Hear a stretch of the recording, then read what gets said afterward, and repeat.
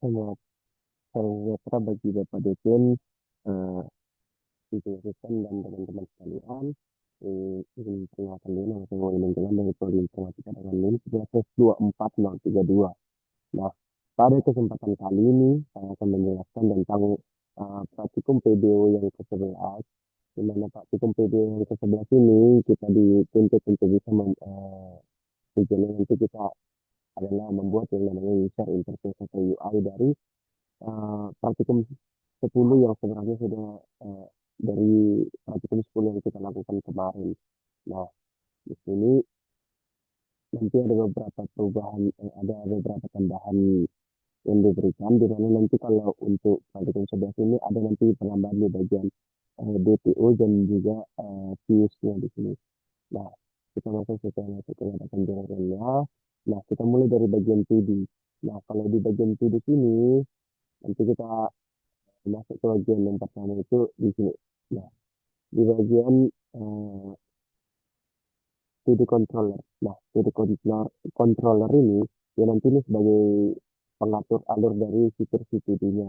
Di mana nanti controller ini nanti akan mengatur endpoint-endpointnya, ya untuk mengatur endpoint-endpoint. Dan nanti di sini ada banyak metode. Di sini ada juga nanti penambahan metode di mana nanti metode itu akan menambahkan metode upload cover juga di sini untuk menerima file dari si cover ini cover studi mana ya. Jadi, untuk menerima data dari si cover ya dari si cover studi form ini cover studi form ini. Nah, kemudian nanti dia akan memvalidasinya lalu menyuruh si service untuk menyimpan nanti. Nah, kemudian di bagian berikutnya itu di bagian 2D itu nanti di sini di GPU ini ada nanti itu si cover 2D form yang saya katakan tadi. Nah, ini adalah sebagai wadah pengiriman data kita nanti, di mana ini khusus untuk gambar nantinya. Nah, kemudian di sini ada untuk login, ini untuk login, ini untuk kita meregis akun kita, dan ini adalah 2D formnya. Nah, kemudian kita lanjut ke bagian berikutnya. Di bagian berikutnya itu nanti ada eh, ini adalah code CD Java-nya. Dan nanti di Java-nya ini nanti ini adalah merupakan bagian entity dari si eh, ya video kita yang kemarin. Nah, untuk data-data dari CPD ini sebenarnya sudah diberikan dari di Bang Abdul melalui GitHub nanti ya. Nah, jadi sebenarnya ini adalah code bawaan dari yang telah diberikan oleh pendukung kita. Nah, kemudian di sini ada video repository, ini untuk repository dari CPD-nya. Nah, kemudian di sini adalah bagian video, ya video repository itu tadi ini adalah bagaimana kita bisa mengakses ke tabel CPD-nya nantinya. Di mana nanti dia di sini adalah interface nanti yang melakukan query SQL yang secara GPA ini untuk menyimpan atau mengambil data tugas dari database. Nah, kalau kemudian di sini nanti ada PD service, nah PD service ini ya logika bisnisnya, logika dari si PD kita ini. Nah, di sini nanti bertugas nanti menghubungkan controller nanti dengan si database-nya. Nah, dimana kalau di saat uploadnya berhasil, maka service ini akan mengupload data to di database dan menyimpannya dengan nama file, dengan nama filenya aja. Nah, kemudian di sini ada juga penjelasan untuk si views-nya. Di sini ada video view-nya. Ini adalah bagian tampilan view yang nanti kita akan tampilkan di code kita. Dimana nanti mulai dari di sini nanti mulai dari ini adalah view nanti kalau kita mulai menambah, menghapus, mengedit dan lain sebagainya. Nah, kemudian untuk file HTML lah, untuk supaya bisa kita ya untuk tampilannya kita di sini nanti menggunakan di bagian ini kita akan menggunakan yang namanya nah ini detail HTML ini untuk sebagian tudusnya. Nah, detail HTML di bagian tudus ini dia berfungsi nanti sebagai halaman halaman ya dari halaman web dari tugas kita. Nah, nanti halaman ini akan menampilkan tentang ya tugas info lengkap tentang dari yang kita laksanakan ini Pak Tukum ini. Misalnya nanti info lengkap dari satu tugas, termasuk nanti dari ya tentang tugas yang kita buat ini tuh di covernya, description-nya, mulai dari description dan lain sebagainya.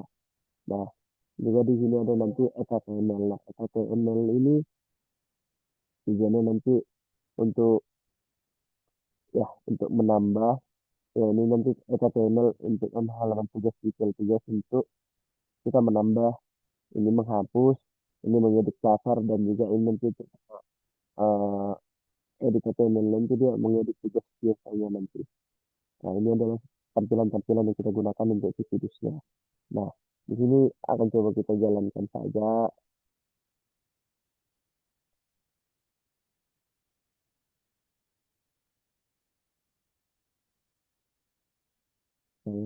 Saya install.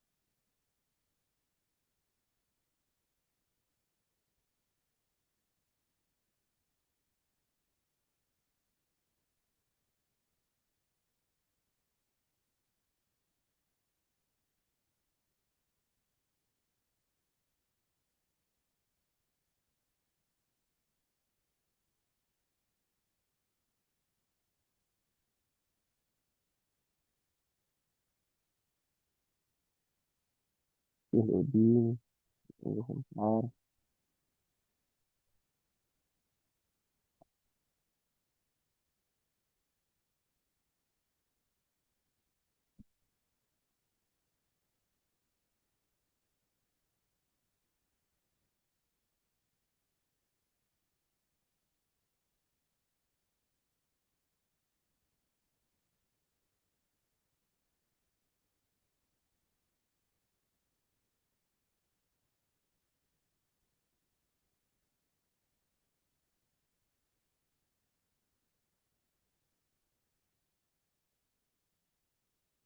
Nah, ini saya sudah akses, kemudian kita lanjut ke bagian npm Spring Boot-nya. Lalu kita bisa menjalankan aplikasinya di link yang sudah diberikan.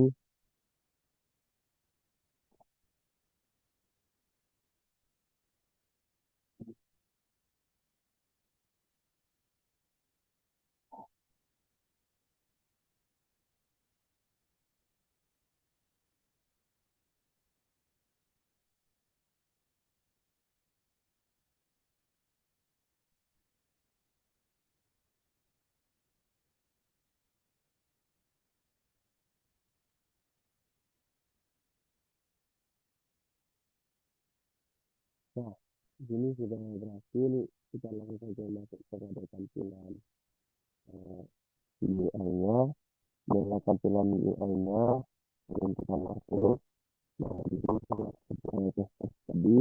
Mana contohnya tidak ada yang saya tambahkan tugas daftar. Untuk proses sudah selesai. Contohnya ini bisa kita edit nanti apakah biaya atau tidak selesainya. Kemudian tentunya kita tambahlah tugas satu lagi. Video yang kita lakukan, misalnya mengerjakan proyek video membuat UI dari proyek yang kita buat. Misalnya, nah, saya simpan, ya di sini belum selesai, di sini ada tanggalnya, judulnya, dan sini ada detailnya juga. Nah,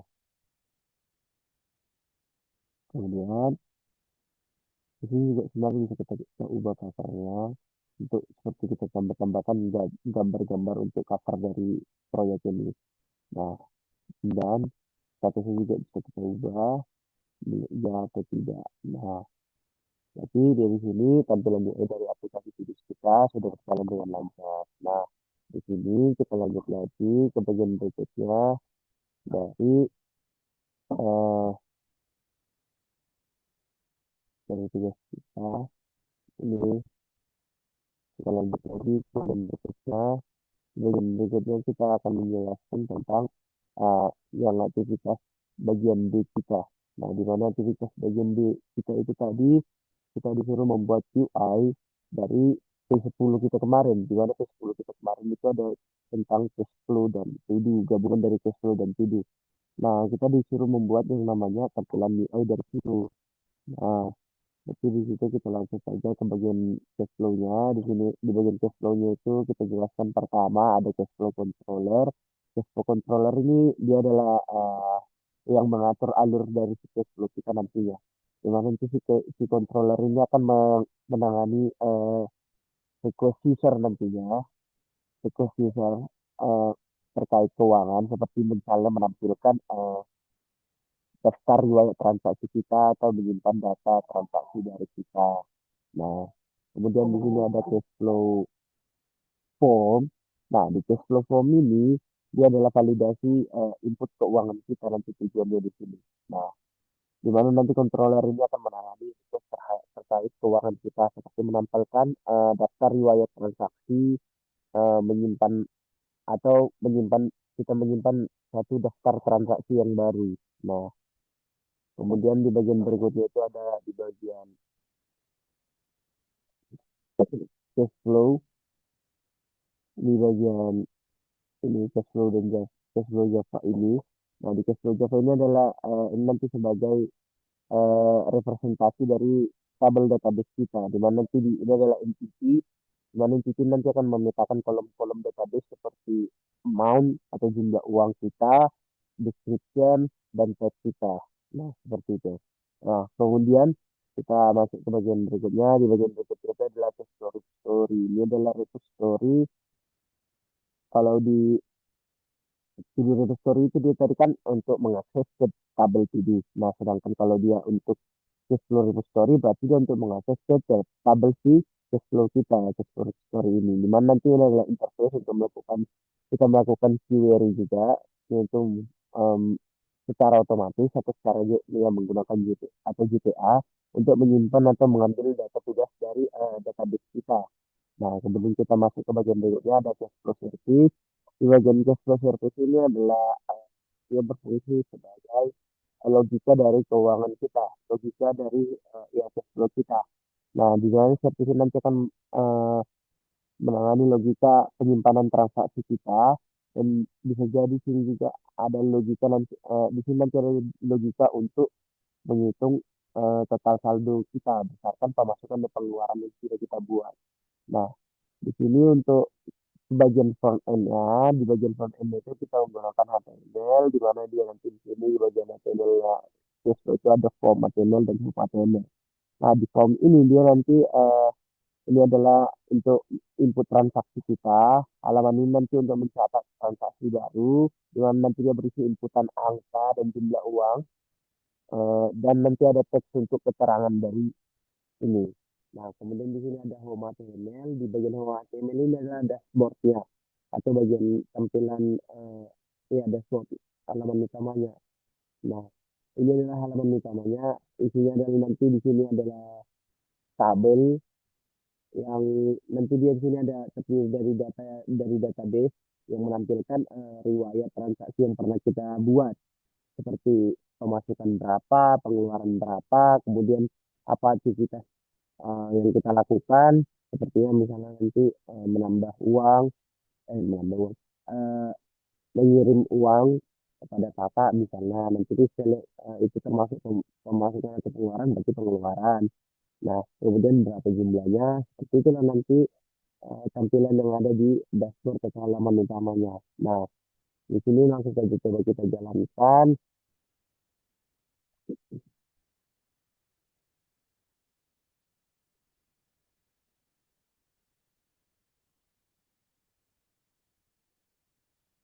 Kita jalankan install.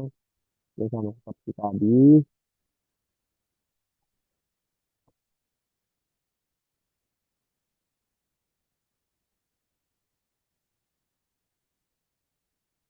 tunggu.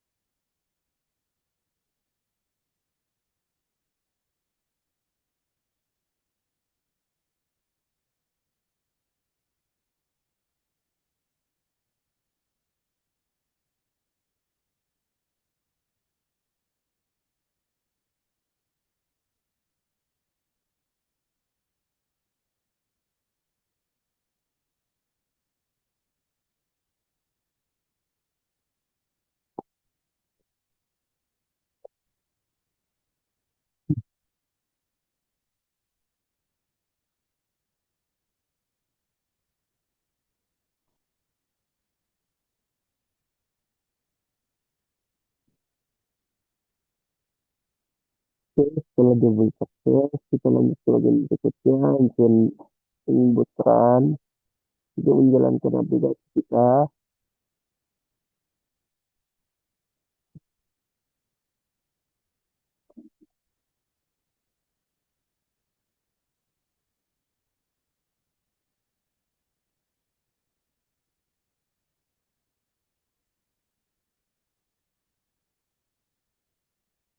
Nah, ini langsung saja kita buka, kemudian di bagian ya, di bagian cash flow-nya.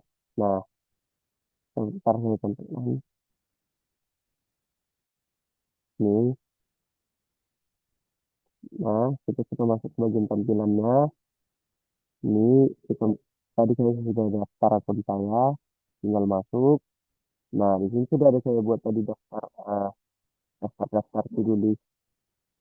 Ini masih yang untuk cash flow, untuk yang to-do list. Nah, untuk cash flow nanti kita akan menggunakan ini. Nah, kita tambah slash cash flow-nya untuk kita bisa masuk ke bagian si cash flow kita. Nah, ini adalah bagian cash flow-nya.